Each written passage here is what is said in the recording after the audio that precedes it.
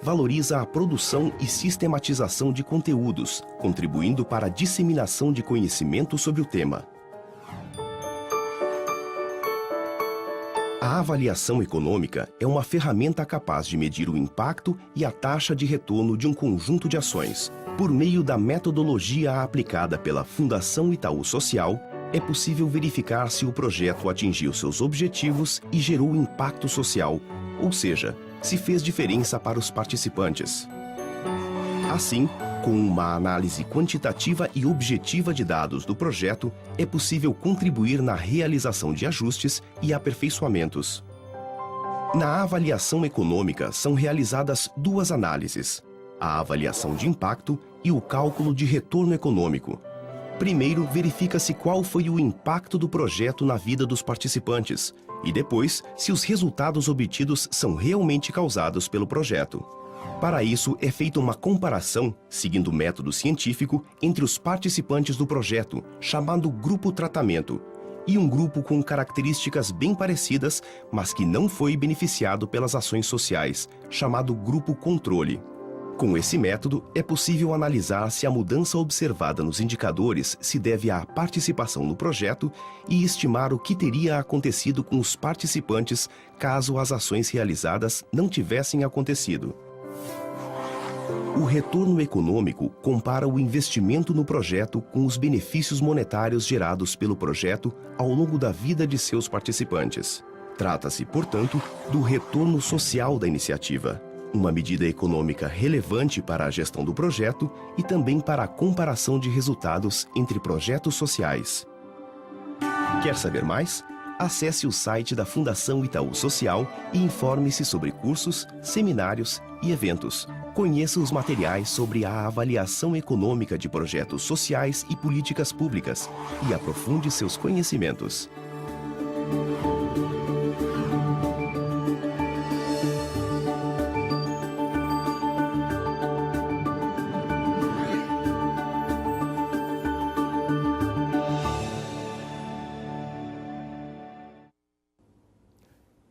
Então, eu acho que deu para relembrar um pouco qual que é a ideia da avaliação e da importância do grupo de controle.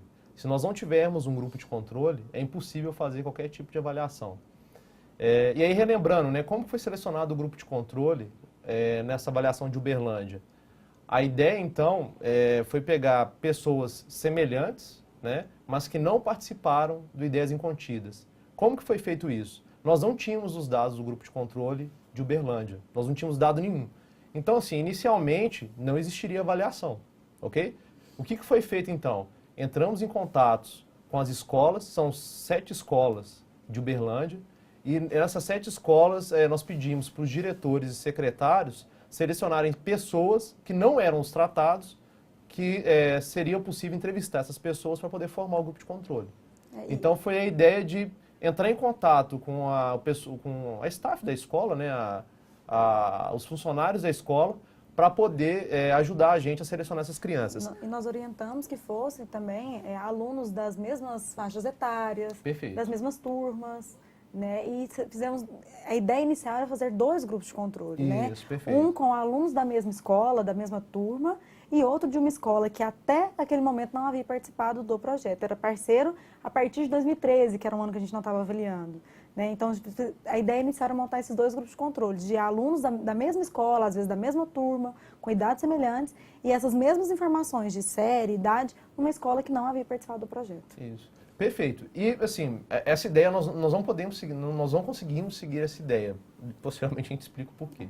Tá? Então, assim, relembrando, tratamento, controle, tratados, pessoas que estavam no Ideias Incontidas, controle, pessoas que não estavam no Ideias Incontidas e que foram selecionados pelos diretores da escola, ok? A partir disso, foram selecionados os indicadores. Nós fizemos os exercícios dos indicadores e eu queria mostrar para vocês quais características de aluno, família, docente e escola foram selecionados. É hiper importante, pessoal, vocês perceberem que a seleção dessas variáveis foram realizadas com base na literatura econômica, tá? Na literatura de avaliação relacionada a projetos educacionais e também com a ajuda do Encantar e da gestora. Eu não teria conseguido fazer tudo sozinho, por mais que eu conheça a literatura econômica, tá? Então, por exemplo, quais foram as características? Gênero, tá? Idade, raça, participação de outro projeto na escola e pré-escola. Essas foram as características do aluno, né? Então, qual que é a ideia? Nós acreditamos que essas características afetam os indicadores de interesse e também afetam os dois grupos. Ora, se isso é verdade, nós deveríamos incluir isso na nossa avaliação, tá? Características da família do responsável. Então, escolaridade do responsável, responsável católico, responsável trabalha, renda familiar e se a família participa de outro projeto governamental, tá? Existe um caso aqui muito curioso, que é esse caso do responsável católico, tá? Por que utilizar responsável católico? Né? Inicialmente, a gente, assim, o cara ser católico ou não afeta a nota dele? O responsável dele, então, se o pai é católico, se o pai é protestante, se o pai é de qualquer tipo de religião, afeta o desempenho escolar dele? A grosso modo, não. Né? Na verdade, não afeta. Né? Nós não temos evidências relacionadas a isso. Então, por que nós colocamos o responsável católico? E aí entra a parte da ANA, junto com o Encantar. Tá? Para validar essas variáveis, nós precisamos fazer uma reunião na instituição e, a partir dessa reunião, a instituição, eu acho que representa, sim, ideias incontidas. Ou não representa. Tá? Por mais que eu tenha lido a literatura econômica. E aí, o que acontece? Surgiu uma questão que todas as pessoas do Encantar levantaram, é que a participação do aluno talvez seja interrompida ou ele não chegue a entrar no projeto social devido à religião. Ok? Como assim? O Ideias Incontidas, ele faz algumas oficinas relacionadas a... Que no caso da história do Encantar, a gente trabalha com a questão do patrimônio melhor cultural. explicar. Do patrimônio cultural e material, né? Que inclui manifestações populares. E nós já tivemos casos de alunos que não puderam continuar por conta disso. Não que isso tenha acontecido especificamente no Ideias Incontidas, né? Mas comentando no trabalho que a gente estava fazendo, nós levantamos que historicamente havia ocorrido alguns casos assim, e nós achamos melhor colocar para identificar se tinha ou não interferência. Perfeito. Então, que tipo de manifestação cultural desse tipo que poderia atrapalhar a nossa avaliação? Como, por exemplo, dança de congado. Ok? É uma manifestação cultural e alguns grupos religiosos não aderem, não gostam dessa dança de congado. E como ficaram sabendo, ou retiraram, ou poderiam retirar a criança do projeto, ou não deixar ele entrar. Então, o que eu estou tentando chamar a atenção? Isso afeta a seleção do indivíduo. Tá? Dado que afeta a seleção do indivíduo, também nós precisamos levar em consideração. Isso foi hiper legal, a gente só conseguiu fazer isso com a contribuição da ANA e do próprio Encantar. Tá? Se não fosse, nós não teríamos colocado essa variável e os resultados, consequentemente, estariam viesados e inconsistentes. Tá? Por fim, as características relacionadas a docente. Detalhe, essas características que eu mostrei aqui, elas vieram da pesquisa de campo, tá? Tanto responsável quanto família. Então, foi a pesquisa de campo gerou isso. Ok? Agora, as variáveis relacionadas dos dados secundários. Ok? Da onde que nós tiramos esses dados secundários? Censo de 2012. Né? Então, foi uma combinação de base de dados. Aí, docente, as características do docente foi semelhantes lá do responsável e aluno, ok? Gênero, raça, ensino superior, etc. Né? Então, a grosso modo, gênero e raça e escolaridade do docente. E as características da escola, como, por exemplo, se ela é estadual ou municipal, existiam só essas duas unidades, não existia escola federal, e o índice de estrutura da escola. Isso foi muito legal, que você meio que pega a riqueza da escola, né? E aí, se existia laboratórios, se existia, sei lá, número de computadores, se existia quadra e coisas do tipo, né? Só um parênteses sobre essa história da infraestrutura da escola. Quando nós fazemos essas pesquisas, a gente tem, assim, a gente fica meio condicionado ao que tem na base de dados. E nós não temos nem ideia do que acontece na realidade. Posteriormente, nós vamos explicar depois que nós tivemos que ir até a escola. Eu fui até a escola verificar, coletar alguns dados juntamente com a Ana, que é a gestora. E aí, assim, é muito impressionante a diferença de escola, tá? Existe muita diferença entre escola municipal e estadual, e a infraestrutura da escola também é muito diferente. E eu não tinha nem ideia disso, tá? Por mais que a base de dados mostre pra gente, você vê a realidade, é uma outra coisa. Então foi hiper enriquecedor pra mim, né? Pra eu poder ver isso e tentar levar isso na pesquisa, tá? E por fim, os indicadores. Lembrem lá, nós temos indicadores relacionados aos objetivos culturais e educacionais. Então nós temos indicadores educacionais e culturais, socialização e convivência, alocação do tempo, tá? E além disso, perguntas sobre o projeto, de participação no projeto e evasão, tá? Eu vou falar um pouco mais sobre isso. Nós tínhamos, eu não lembro exatamente o número total, mas mais de 40 indicadores. Acho que bem mais, né? Nós tínhamos muitos indicadores. E por que isso? A pesquisa de campo, quando você vai fazer, uma coisa é você trabalhar uma base de dados que está na internet, já está pronta. A pesquisa de campo é um momento único. Você não tem condições de voltar lá depois. Ou então você pergunta tudo que você acredita que seja o indicador ou acabou. Voltar depois não existe essa possibilidade. Então nós coletamos bastante indicadores, acho que era mais 50, 40, 50 indicadores, e vocês vão perceber que nem todos deram impacto, tá? Então assim, imagina que nós fizemos apenas 2 perguntas sobre indicadores, tá? E aí, nenhum dos 2 deu impacto, acabou. A gente ia ficar sem saber qualquer outra dimensão, né? Então nós coletamos uma quantidade maior, e aí o nosso impacto foi uma quantidade menor de variáveis. Essa última pergunta aqui sobre o projeto e evasão escolar, eu achei hiper importante também a avaliação, não saber só o impacto, mas conhecer melhor o projeto, né? Os Jovens Urbanos fez um pouco com isso também na Fundação, o projeto social da Fundação Itaú. Ela conheceu um pouco mais e pôde reestruturar o projeto. Aqui é a mesma coisa. Então, nós temos perguntas do tipo, por que você abandonou o projeto social? Porque você está no projeto social ainda. A sua família, foram realizadas perguntas.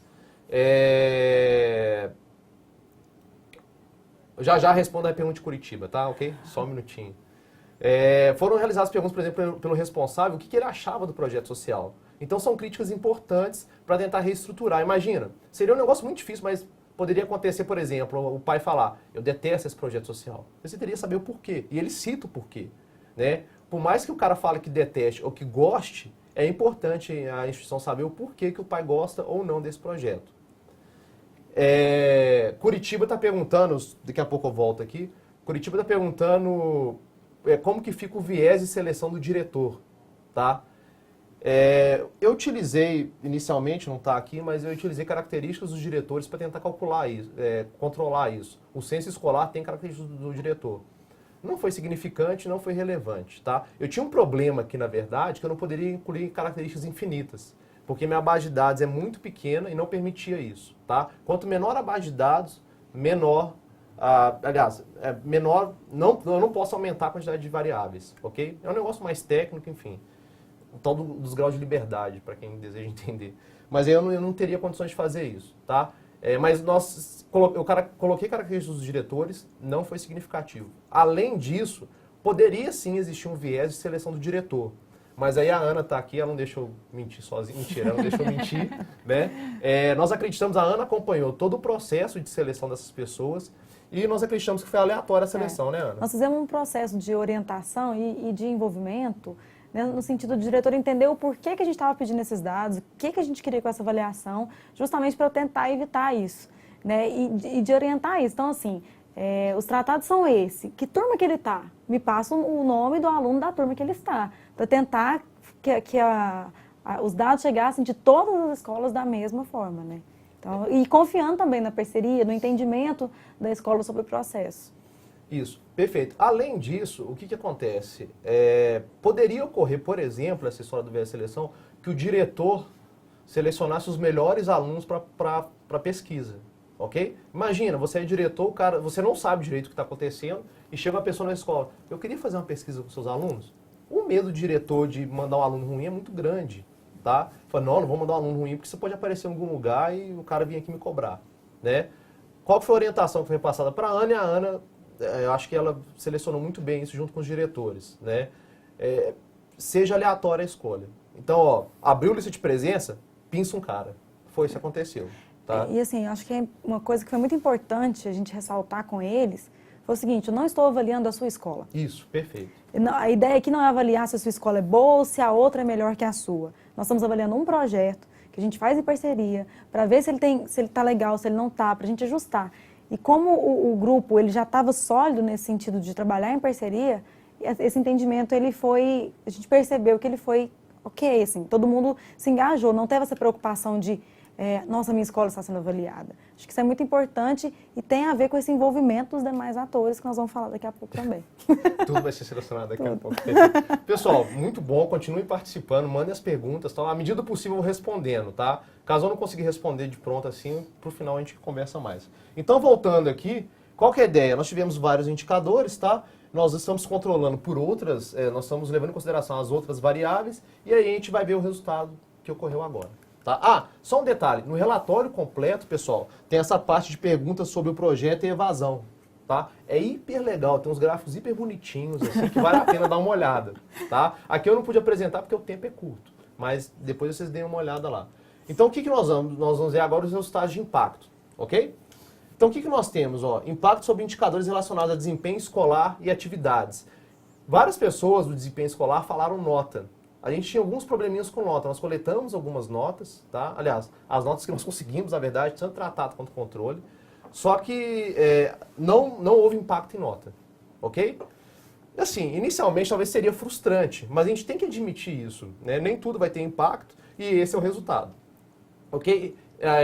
Isso é hiper importante, esse processo de admitir o que teve impacto ou não. A gente não pode ter medo de mostrar, tá? E, além de tudo, é um conhecimento da própria instituição. Então, o que nós temos aqui? Ó? Probabilidade do aluno fazer a lição de casa no ano de 2012. Aquele númerozinho aqui no canto, ó, 0,14, o que significa? Para quem participa do Ideias Incontidas, a probabilidade de fazer a lição de casa no ano de 2012 aumenta em 14 pontos percentuais. É uma probabilidade hiper alta, assim, e você está controlando, está usando todas as variáveis para filtrar, só está sobrando realmente, digamos, o efeito do Ideias Incontidas, o impacto do Ideias Incontidas. Então, isso aqui é o resultado da intervenção da instituição da ANA, tá? A ANA gestora. Então, efeito da instituição da intervenção da ANA na vida da criança, ok? Por exemplo, lição de casa em 2013, o que nós temos? 0,16. Né? O que significa isso? Para quem participa de Ideias Incontidas, a chance dele fazer lição de casa em 2013 aumenta em 16 pontos percentuais. Né? Reparem que de 2012 para 2013 aumenta a chance dele fazer lição de casa. Assim, isso não é 100% correto que eu vou falar agora, né? Mas a gente pode tentar inferir algumas coisas com isso. Primeiro, a chance da pessoa fazer lição de casa de 2012 para 2013 aumentou. Né? O que seria importante destacar, então? Será que existe um efeito de longo prazo nessa história? Será que a gente medir em 2014 também afeta a chance de fazer a lição de casa? Seria um negócio legal. Obviamente nós não vamos fazer isso, porque não dá, não tem tempo, não tem dinheiro também, mas poderia ser uma coisa interessante. Né? Além disso, nós não tivemos impacto em desempenho escolar de português e matemática. Mas será que no longo prazo, com essa história do menino aumentar a chance de fazer a lição de casa, será que no longo prazo nós teríamos um impacto positivo? Né? Tipo, o cara que faz muita lição de casa, talvez ele melhore em português e matemática, ele estude melhor. Será que a gente consegue medir isso no longo prazo? Então são incentivos para a gente continuar a possível avaliação, a própria instituição continuar isso depois. Tá? Frequência atividade cultural, 0,04. Tá? O que significa isso? Para quem participa de Ideias Incontidas, a chance da pessoa frequentar a atividade cultural aumenta em 4 pontos percentuais. Tá? Dando só um resuminho dessa tabela, e eu vou passar mais rapidamente nos outros resultados, porque eu acho que vocês entenderam razoavelmente. Né? Reparem que o que teve de impacto aqui? Assim, lição de casa, que faz parte do desempenho escolar, né? E também frequência e atividade cultural. São exatamente os eixos de atuação do Ideias Incontidas e do Encantar. Eu achei isso muito legal, né? Tipo, os resultados, assim, eles não mentem, né? Tipo, está exatamente tocando na parte de educação e cultura, que são os dois eixos. Então, eu acho que é um aprendizado muito legal e os resultados mostram isso. Ó, se não mostrasse também, a gente teria que saber explicar, mas está bem nos eixos que nós estávamos esperando, ok? Uso do tempo, e aí eu vou passar um pouco mais rapidamente.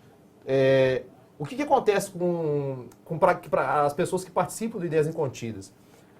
Elas aumentam a probabilidade de tomar conta de indivíduos, estudam em casa usando o computador e dedicam-se a algum trabalho comunitário ou assistencial. Então, assim, o que esses resultados mostram? A interpretação dos números é a mesma, tá? Da anterior.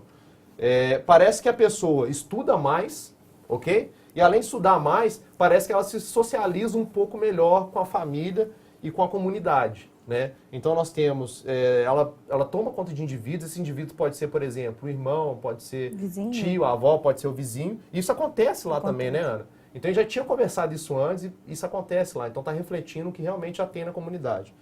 E o cara dedica mais a projetos sociais, então ele está mais engajado também a projetos sociais, a trabalhos com a comunidade, né? O que também é meio que trabalhado indiretamente lá na instituição.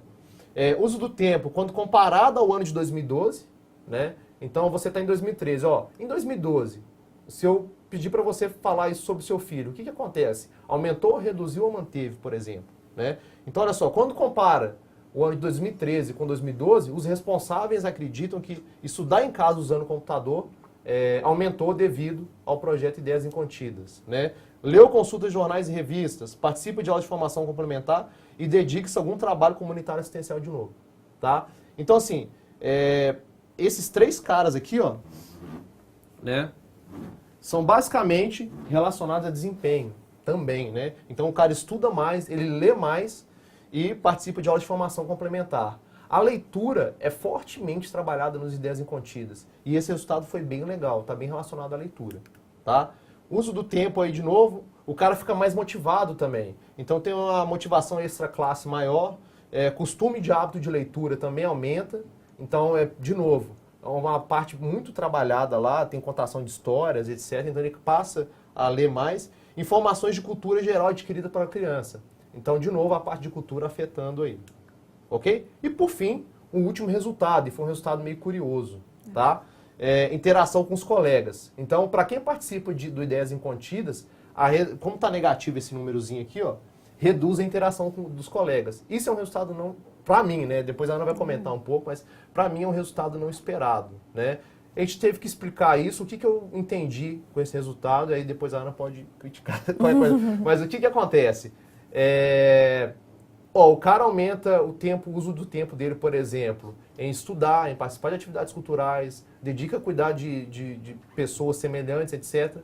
O dia só tem 24 horas, é fixo, né, o horário do dia. Como é fixo, se ele está aumentando o tempo em algumas coisas, ele vai ter que diminuir em outra. Infelizmente não tem jeito, né? A não ser aquele carinha lá do De Volta para o Futuro que consegue fazer algumas coisas, na nossa realidade não é possível aumentar o tempo do dia, né? Então, como nós somos condicionados ao tempo fixo de 24 horas, é uma restrição, né? Restrição de horas, né? Ele acabou reduzindo o tempo de interação com os colegas.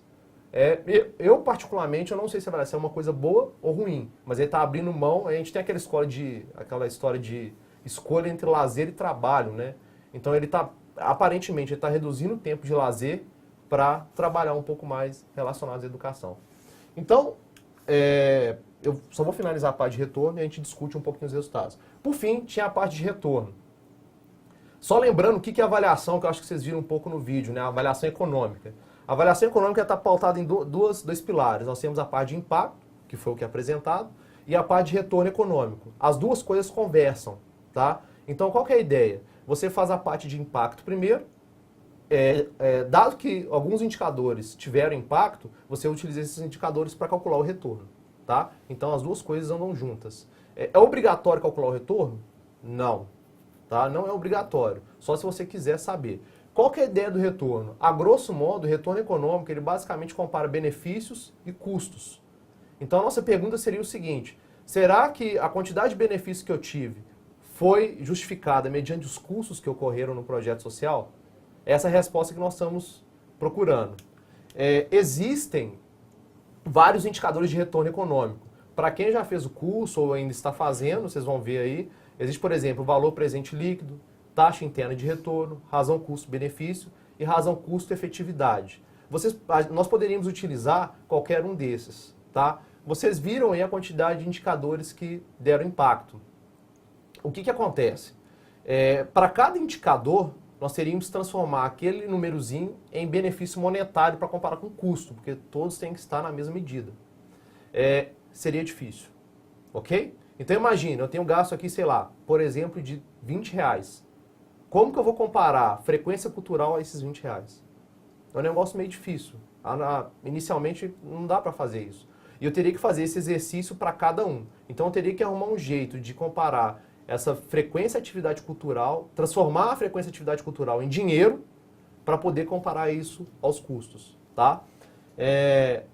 Dada essa dificuldade e a quantidade de indicadores que nós tínhamos, nós utilizamos um único indicador de retorno que não carece de mudança para benefício monetário, em dinheiro, que é a razão custo-efetividade. Tá? O que é a razão custo-efetividade? É basicamente a divisão do impacto, aquele número que vocês viram ali anteriormente, pelo valor total dos custos. Ok? Só isso, mais nada. É uma medida muito simples e vai te dar algumas intuições. Tá? Vamos lá para o que a gente encontrou no Ideias Incontidas. Aqui são as inscrições dos cursos do Ideias Incontidas que a Ana forneceu para a gente, né? E aí o que eu tenho? Os cursos da instituição para as pessoas que participaram em 2012, né? E o curso da instituição para as pessoas que participaram em 2013. A última coluna que é a variação de um ano para o outro, né? Uma coisa, eu só queria ressaltar duas coisas aqui. A primeira, uma coisa interessante. Nós não estamos medindo isso, mas surgiu. Reparem que o custo de um ano para o outro caiu, tá? 7,54%. Então você está gastando menos com as pessoas. Aí, intuitivamente, o que você esperaria? Poxa, eu estou gastando menos com as pessoas, tal, o projeto não vai ser tão legal assim, né? Ou talvez eu vou ter que atender menos pessoas. O que aparece para a gente aqui? O aumento da quantidade de pessoas, teve um aumento na quantidade de pessoas atendidas, tá? Então, o que nós tínhamos aqui? Em 2012, a instituição atendeu 102 pessoas, em 2013, 148. Ou seja, você atende mais pessoas com menos recursos. É um negócio super legal, parece que o programa é eficiente. Nós não estamos medindo eficiência, mas dá uma intuição disso, tá? Então, você atende um público maior, e a gente, obviamente, a gente espera que não tenha caído a qualidade, né? Lógico, mas a gente manteve a qualidade e gastando menos. Então, isso é desejável para todas as instituições, tá? Para qualquer nível. E aí, a última linha aqui, que é a outra coisa que eu queria ressaltar, é o custo per capita, tá? Então, o custo por aluno em 2012 foi R$2.000. Então, para cada pessoinha que participou ali, foi gasto R$2.000. Em 2013, em torno de R$1.600, tá? Caiu o custo per capita também, em 36,27%. Tá? O que foi feito, então? Eu utilizei esse custo per capita de 2013 e o custo per capita de 2012 para gerar essa tabela. O que nós temos aqui? Ó? O custo per capita de 2012, vezes a quantidade de entrevistados, 161 mil. 2013, vezes a quantidade de entrevistados, 18 mil. Somando as duas coisas, R$179 mil. Então, isso aí é o custo total. Tá? E aí, o que nós fizemos, então, para ter a medida de retorno? Simplesmente, aqueles números do impacto dividido pelo custo total. É o que nós tínhamos. Os resultados são imensos, tá? Assim, imensos que eu falo, são muitos indicadores. Então, tem uma tabela bem grande e tal. Se eu falasse um por um, eu ia ficar aqui até meio-dia falando. Então, aqui eu trouxe alguns exemplos, né? Vocês podem entrar no site, posteriormente vai estar disponível no site da Fundação Itaú Social o relatório completo, e vocês podem verificar lá todos os resultados. O que nós temos aqui então? A lição de casa, só alguns exemplos para finalizar. A cada R$100 mil gastos, a chance da pessoa fazer a lição de casa aumenta em 7,9 pontos percentuais. Tá? Lição de casa em 2013 aumenta para 8,9 pontos percentuais. Era esperado que 2013 é maior, né? Então, a cada R$100 mil gastos, estudar em casa usando o computador aumenta em 8,35 pontos percentuais. E assim por diante, tá? Então, para cada númerozinho que vocês verem na tabela lá no relatório, para cada R$100 mil gastos, aumenta a quantidade qualquer em fazer aquela atividade, tá? Então, é uma medida, assim, razoável de retorno, né? Nós não temos uma medida padrão, tipo, isso é bom ou ruim, mas apenas os números, ok? E aí, o seguinte, dado esses resultados, eu acho de suma importância discutir isso com a instituição, né? E aqui quem está na instituição é a Ana, ela que representa a instituição é a própria gestora do programa. E aí a gente meio que queria saber, assim, né? Isso, quais foram os resultados esperados, o que não estava esperado, porque é isso, né? Às vezes a gente fala avaliação e fala, puxa, de repente apareceu um resultado que ficou negativo. E aí, o que eu faço com esse resultado, né? Isso vai ficar mal se eu contar para as pessoas, esconder embaixo, né? Senta e chora, põe embaixo do tapete, não conto para ninguém. E o que eu faço também com esses resultados que, puxa, que legal, que deu resultado, né? Então, contar um pouquinho como que foi receber esse retorno, né? E também desafio de escolher, aqui foram apresentados alguns, mas esse desafio de escolher esses indicadores e também variáveis de controle. E tem uma dúvida aí, que perguntas de avaliação, né? Como é difícil fazer esse processo dessas perguntas de avaliação. Comentando primeiro os resultados, né? Rapidamente, foi aquilo que o Alan comentou. Foi interessante ver que os resultados apontam para as dimensões que são trabalhadas. Eu acho que isso fala, olha, tá surtindo o efeito do trabalho. Então, isso aí, a questão da leitura e a questão da frequência de dados culturais, foi bacana de ter esse recibo. Resultados não esperados. Só voltando, o uso do computador também foi uma questão bacana, porque a gente estimula isso nas oficinas. Então, foi bom de ver que eu estou usando o computador também para ler, também para me informar, né? Dos não esperados, o negativo, que foi a questão da interação com os colegas, porque isso na oficina, no projeto, é muito trabalhado, então realmente foi uma surpresa, e que eu acho que essa explicação do Alan a gente pode, às vezes, investigar por aí. E a questão do trabalho social, que foi uma coisa que a gente não ouvia as crianças comentando sobre isso nas oficinas e está tendo impacto, né? Então isso foi muito bacana. Sobre as dificuldades, eu acho que tem a ver com a questão principal, né, que é a complexidade do projeto. Como é um projeto que está localizado aí na educação e na cultura, e a gente chama isso formalmente de educação integral, como definir indicadores para um trabalho tão complexo? Né? A nota não apareceu ali, de certa forma, a gente até pode considerar que isso é normal, porque a educação integral não está focada na melhoria da nota, né? A gente colocou esse indicador porque é um dado possível de se obter e a gente achava que poderia ter alguma influência. Mas eu acho que a grande questão nesse caso foi como definir os indicadores. Né? Se a gente está falando de um trabalho complexo, a gente fala de mudança de comportamento, e eu acho que os itens que a gente escolheu, a gente foi feliz. Né? Porque, por exemplo, fazer as lições de casa é um comportamento. Então, a gente conseguiu mensurar essa questão comportamental. Né? E aí, essa questão da nota fica para a gente refletir mais, inclusive, sobre isso. Né? Qual é realmente o papel da educação integral nesse desempenho quantitativo? Né? E outra coisa, como que as escolas medem isso? Né? Cada escola mede de um jeito. Nós estamos falando, às vezes, de estou estimulando a leitura no meu projeto, mas a visão de língua portuguesa na escola X é uma lição gramatical.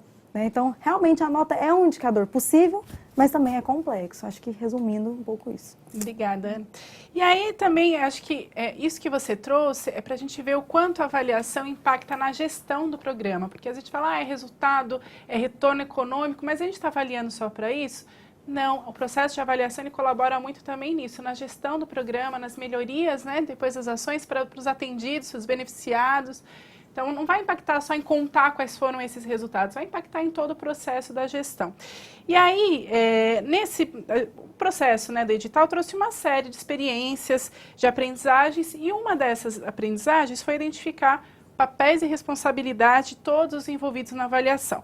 Então, cada ator demanda um processo de envolvimento e comunicação específico. A gente vai falar um pouquinho sobre isso e o Alan vai trazer um exercício, vai contar um pouquinho e trazer um exercício para que a gente possa aí compartilhar essas experiências e falar mais sobre esses atores, né, Alan? Isso. Eu tô doido para falar sobre essa papel de responsabilidade. Foi uma surpresa para mim, eu fiquei muito surpreso quando eu fui fazer isso. É muito diferente você pegar uma base de dados, por exemplo, nada contra, inclusive eu trabalho muito com isso, uma base de dados do IBGE e fazer na sua sala qualquer tipo de estimação e resultado e você ir a campo. E eu já fui a campo algumas vezes, essa vez foi muito diferente para mim, eu nunca passei por situações que nós passamos, né, Ana? Foi bem diferente. Oi. E aí eu descobri que cada agente, né, tem um papel diferente na composição da avaliação. E isso aí, assim, a gente vai ter que lidar isso com a melhor maneira possível. Vocês já tentaram, as pessoas que estão em Belo Horizonte, Curitiba, São Paulo e qualquer outro lugar do Brasil, as pessoas que estão acompanhando online, se já passaram por pelo menos uma tentativa de fazer a avaliação, vocês perceberam que precisavam pedir autorização para alguém, precisavam coletar dados que dependiam de outra pessoa, e isso nem sempre vai ser possível tocar da melhor maneira, nem sempre você vai conseguir tudo que você espera, e a gente precisa tocar as coisas da melhor maneira possível, tá? Aí o que eu queria propor para vocês aí de São Paulo, Curitiba e Belo Horizonte? Eu queria que vocês formassem grupos de 3 a 4 pessoas, tá? Tem um material aí onde que vocês estão, nas salas que vocês estão, em cada praça que vocês estão, e eu queria que vocês fizessem uma leitura desse material e classificassem conforme o quadro que tem aí na sala de vocês. Então, por exemplo, olha só, eu vou tentar desenhar aqui, eu não me dou bem com isso não, mas se eu passar vergonha, tudo certo. Vocês têm aqui, por exemplo, um círculo. Era para ser um círculo? Tá aqui. Vocês têm um círculo. Por exemplo, o avaliador, tá? Eu vou chamar de A. Olha só, ficou muito bom meu A. Então, do lado de cá você tem um avaliador e do lado de cá você tem a gestora do programa, tá? Eu não vou tentar escrever o G não, porque eu já me dei mal com A, com o G vai piorar. Então, do lado esquerdo aqui, por exemplo, esse círculo representa o avaliador e o lado direito, o gestor. Vocês têm aí em cada sala uma série de atividades que podem pertencer ao ciclo do gestor, ok? Se pertence ao ciclo do gestor, coloquem a atividade aqui, tá? No ciclo do gestor. Se pertencem, se você acha que aquela responsabilidade pertence ao gestor, coloque a atividade no ciclo do gestor. Agora, vocês podem achar também que essa atividade pertence aos dois. É responsabilidade tanto do avaliador quanto do gestor. Se isso é verdade, coloque na interseção, ok? E por fim, a gente, para ser bem democrático, né? Talvez vocês acreditem que aquela responsabilidade não pertença nem ao avaliador, nem ao gestor e nenhum dos dois também. Então, coloquem fora do círculo e, se possível, indiquem para quem pertence essa avaliação, ok? Vocês vão ter 15 minutos para fazer isso e depois retornamos para saber as respostas e discutir um pouco. Olá, pessoal. Nós estamos aguardando vocês aí acabarem de discutir. Vocês têm mais 5 minutos, tá? São Paulo, Curitiba e Belo Horizonte. Discutam bastante e enviem para a gente. Nós estamos recebendo aqui algumas considerações e eu espero que vocês consigam elencar essas atividades e mandarem para a gente. Vocês receberam uma série de atividades. Tentem listar da melhor maneira possível. O que vocês tiverem dúvida também e achar que não encaixa em nenhum lugar, não coloque em nenhum dos dois ciclos, ok? Estamos aguardando, vocês têm mais 5 minutos. Até daqui a pouco. Olá, pessoal. Então, retomando as nossas atividades. Eu até entrei aqui porque eu fiquei sabendo que estavam enviesando aqui, sabe? Que era só BH. Então, eu falei, deixa eu entrar aqui para fazer, antes de passar para o Alan retomar o exercício, para falar que nós estamos ouvindo todos vocês. Eu já falei aqui para ele que nada de ficar só pedindo de BH, viu? Mas olha só, você tem que entender que a característica da naturalidade do gestor do avaliador, Olá, gente. ela influencia. A gente Olá. aprendeu mais uma coisa hoje aqui. Olá, Influencia, somos meninas, a gente tem que falar de BH agora. Alan, hora de retomar aí com as perguntas que veio de todos os lugares, hein? Isso, pois é. Essa é minha cidade natal, né? Não Onde dá. que eu Sem moro. enviesar. Então tá, me perdoe, por favor, prometo.